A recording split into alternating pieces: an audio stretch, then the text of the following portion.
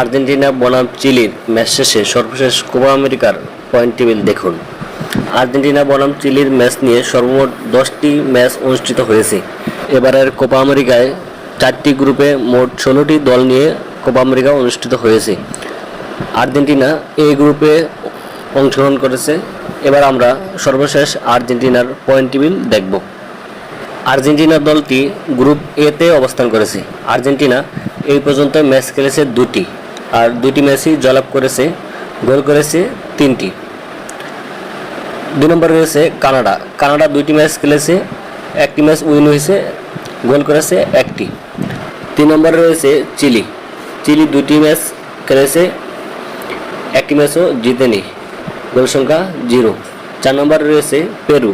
Peru 2টি match খেলেছে, 1টি ম্যাচ ড্র হয়েছে, 1টি ম্যাচ হেরেছে, গোল সংখ্যা 0।